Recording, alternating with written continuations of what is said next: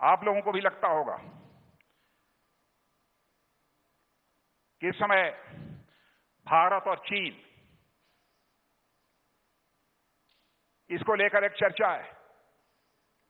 कांग्रेस के लोग हम लोगों के ऊपर लगातार तीर पर तीर चलाए जा रहे हैं। बहनों भाइयों, भारत चीन को सीमा को लेकर एक विवाद का सिलसिला लंबे समय से चला आ रहा है। हम चाहते हैं कि यह सीमा का विवाद जल्दी से जल्दी सुलझना चाहिए।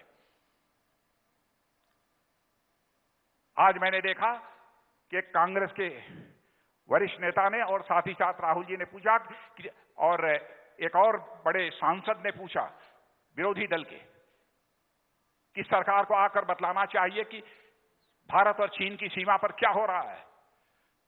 मैं देश का रक्षा मंत्री होने के नाते मैं कहना चाहता हूं, जो कुछ भी कहना होगा भारत की संसद में खड़े होकर मैं साफ साफ कहूंगा, दो टूक कहूंगा, इस देश की जनता को गुमराह नहीं करूंगा।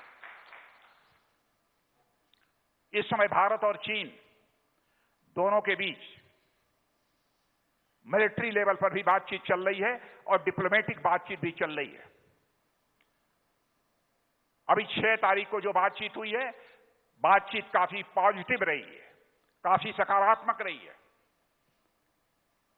भारत और चीन दोनों इस बात पर सहमत हुए हैं कि आगे भी सीमा विवाद को सुलझाने के लिए और इस समय का जो टसल है उसे सुलझाने के लिए यह बातचीत का सिलसिला हम लोगों का आगे चलेगा।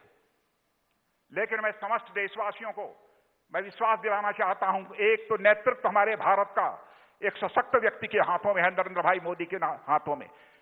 मैं आपको यकीन दिलाना चाहता हूं बहनों भाइयों, हम लोग किसी भी सूरत में भारत के सम्मान और स्वाभिमान पर चोट नहीं पहुंचने देंगे। समस्त देशवासियों को इस वर्चुअल रैली के माध्यम से मैं विश्वास दिलाना चाहता हूं। भारत की नीति रही है कि हम किसी के सम्मान और स्वाभिमान पर न चोट पहुंचाने की कभी कोशिश करते हैं और न हम अपने मान सम्मान और स्वाभिमान पर चोट बर्दाश्त कर सकते हैं। यह हमारे भारत का चरित्र है। इसलिए मैं कहता हूं, इसको लेकर बहुत हम लोगों को समझाने की कोशिश मत करिए। दो देशों का विवाद हो तो दलगत भावनाओं से ऊपर उठकर सबको एक साथ खड़े होना चाहिए। आप जब हम मांग रहे हैं, आप अपनी पार्टी की हालत देखिए।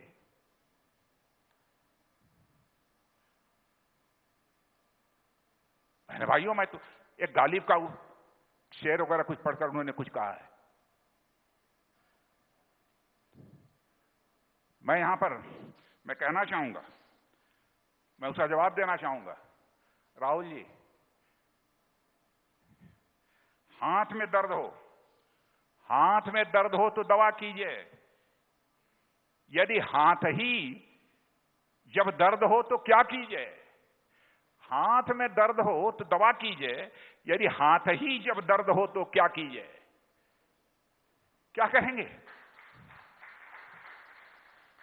हमारे देश की सेना शौर्य और पराक्रम पर विश्वास होना चाहिए। इस प्रकार की बातें नहीं की जानी चाहिए। और बहनों भाइयों, मैं तो कभी कल्पना नहीं कर सकता किसी राजनीतिक पार्टी का कोई व्यक्ति इस तरीके से देश की सुरक्षा को लेकर कुछ कहेगा।